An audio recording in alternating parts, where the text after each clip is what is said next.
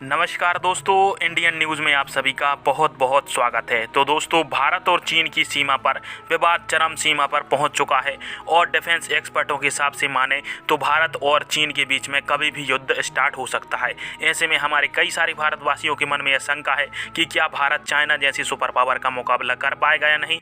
तो आज हम इस वीडियो के माध्यम से यही जानेंगे कि भारत और चीन के बीच में अगर युद्ध होता है तो चीन के सामने भारत कहाँ तक टिक पाता है। दरअसल दोस्तों, भारत और जो चीन की सीमा है वो पहाड़ी क्षेत्र का इलाका है और वहां पर जो युद्ध होगा या तो वो आर्मी का युद्ध होगा या फिर वायुसेना के माध्यम से लड़ा जाएगा, क्योंकि अन्य जो उपकरण है वहां पर काम नहीं आने वाले। और दोस्तों, भारत की जो आर्मी है उसके बारे में तो आप सभी भली भांति तरीके से जानते हैं और गलवान घाटी की झड़प से आप सभी समझ ही सकते हैं कि भारत के 20 निहत्थे जवान चीन के 55 सैनिकों पर भारी पड़ गए थे। तो इससे इंडियन आर्मी की पावर पर शक आप सभी को नहीं होना चाहिए। इंडियन आर्मी 200% चाइनीज आर्मी से आगे है। दोस्तों, अब हम जानते हैं वायुसेना के मामले में कि भारत और चीन में से कौन किस पर भारी पड़ने वाला है। दरअसल दोस्तों, यदि संख्या के मामले में देखेंगे तो चीन भारत से आगे है फाइटर जेटों की संख्या के मामले में, परंतु भारत की जो पायलट हैं वो इतने अनुभवी हैं, इसके बारे में आप सभी पाकिस्तान और भारत की घटना से सीख ले सकते हैं, जहां पर भारत ने एक तीसरी पीढ़ी के फाइटर जेट MiG-21 से अमेरिका के F-16 जैसे एडवांस लड़ाकू विमान को भी मार गिराया था। और इंडियन एयरफोर्स में राफेल की एंट्री के बाद से चीन के कोई भी फाइटर जेट राफेल के सामने नहीं टिक सकता है।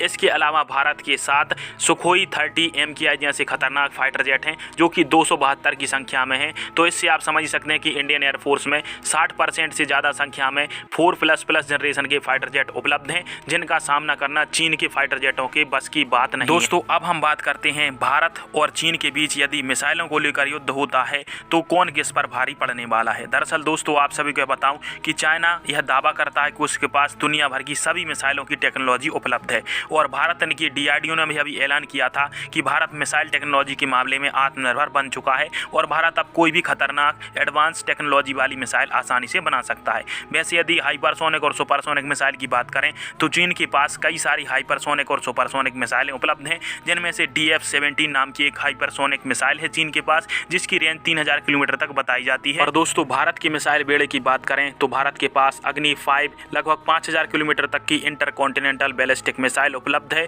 जो कि 10 से ज़्यादा एक साथ परमाणु बम ले जाने में सक्षम है और चाइना के किसी भी हिस्से में वार करने में भी यह सक्षम है। और इसकी ताकत का अंदाज़ा आप इसी से लगा सकते हैं कि चाइना इसका टेस्ट रोकने के लिए संयुक्त राष्ट्र तक में पहुंच गया था। और दोस्तों, इसके अलावा भारत के पास जो अचूक ब्रह्मास्त्र है उसका नाम है ब्रह्मोस और इसका इलाज चीन के पास अभी तक नहीं है, क्योंकि दोस्तों चीन दशकों से नाक रगड़ रहा है कि भाई हाइपरसोनिक और सुपरसोनिक मिसाइलों को रोकने के लिए कोई भी एयर डिफेंस सिस्टम बना ले, परंतु अभी तक चाइना को यह टेक्नोलॉजी नहीं मिल पाई है। और यदि चीन के S-400 एयर डिफेंस सिस्टम को छोड़ दें तो ब्रह्मोस को रोकने के लिए चाइना के पास कोई भी उपयुक्त एयर डिफेंस सिस्टम नहीं है। और इसके अलावा भारत की बात करें तो भारत के पास बराक 8 जैसी खतरनाक मिसाइलें हैं, जो कि चाइना की हाइपरसोनिक और सुपरसोनिक मिसाइलों को भी मिनटों में तबाह करने की क्षमता रखती हैं। तो दोस्तों, इस सभी से आप समझ सकते हैं कि मिसाइल क्षेत्र में यदि युद्ध होता है तो भारत चाइना से मिसाइल क्षेत्र में बिना S-400 एयर डिफेंस सिस्टम के भी एक कदम आगे चल रहा है। अब बात करते हैं दोस्तों नेवी के क्षेत्र में, और यहीं पर भारत थोड़ा सा कमजोर महसूस होता है,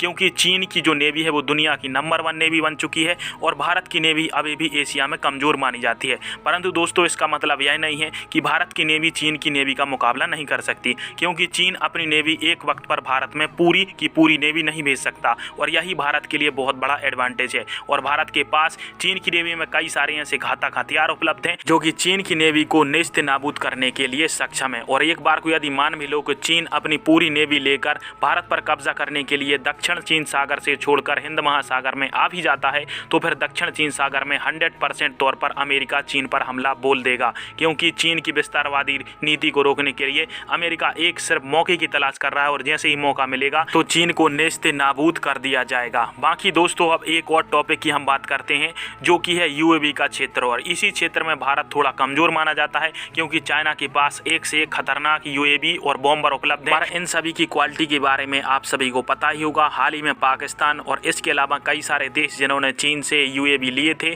वो अब चीन को वापस देने के लिए तैयार हो चुके हैं। और दोस्तों, चीन के इस कदम को भारत ने अभी कम नहीं समझा है और भारत ने भी ऐसे कई सारे एयर डिफेंस सिस्टम बना लिए हैं जो कि चीन के छोटे से छोटे ड्रोन से लेकर बड़े से बड़े फाइटर जेट तक को मारने में सक्षम है। और दोस्तों, आप सभी को एक बात बता दूं कि यदि भारत और चीन के बीच में अनायास युद्ध हो भी जाता है तो ये दुनिया के समक्ष प्रत्यक्ष प्रमाण है कि भारत यदि चीन से ज्यादा ताकतवर नहीं है तो चीन से कम ताकतवर भी नहीं है। एशिया में दो महाशक्ति हैं, चीन और भारत। और दोस्तों, चीन को युद्ध में भारत कड़ी से कड़ी टक्कर प्रदान करेगा और 100% चीन को युद्ध में हराएगा। परंतु दोस्तों, कई सारे डिफेंस एक्सपर्टों के हिसाब से माने तो चीन भारत को केवल गीदड़ भभकियां ही बताता है। आज तक चीन ने लगभग 50 से 60 सालों के अंतराल में किसी भी देश से ना तो युद्ध किया है, सिर्फ दादागिरी ही बताई है। और चीन ये साफ साफ जानता है कि यदि भारत और चीन के बीच में युद्ध छिड़ता है तो ये दोनों देश दुनिया से 10 को पीछे पिछड़ जाएंगे और चीन इतनी बड़ी गलती भूल के भी नहीं करेगा। अब दोस्तों, लास्ट में बात कर लेते हैं कि क्या होगा यदि चीन भारत के ऊपर परमाणु हमला कर दे। तो दोस्तों, इसका इलाज भारत ने बहुत पहले ही खोज लिया है। भारत के पास पहले ही परमाणु हमलों से बचने के लिए पृथ्वी एयर डिफेंस सिस्टम उपलब्ध है और इसके अलावा इसका एक एडवांस वर्जन प्रद्युम्न मिसाइल का एयर डिफेंस सिस्टम भी आ चुका है, जो कि चीन या दुनिया के किसी भी देश के परमाणु हमले को नेस्ते नाबूद कर सकता है। तो दोस्तों, आप सभी को अब क्लियर हो ही गया होगा कि यदि भारत और चीन के बीच में युद्ध होता है तो भारत खुद के दम पर ही चीन को अच्छी खासी पटकनी दे सकता है। और इसके अलावा भी यदि आपका कोई डाउट हो तो कमेंट बॉक्स में कमेंट करके अवश्य बताइएगा। वीडियो देखने के लिए धन्यवाद। जय हिंद, जय हिंदुस्तान।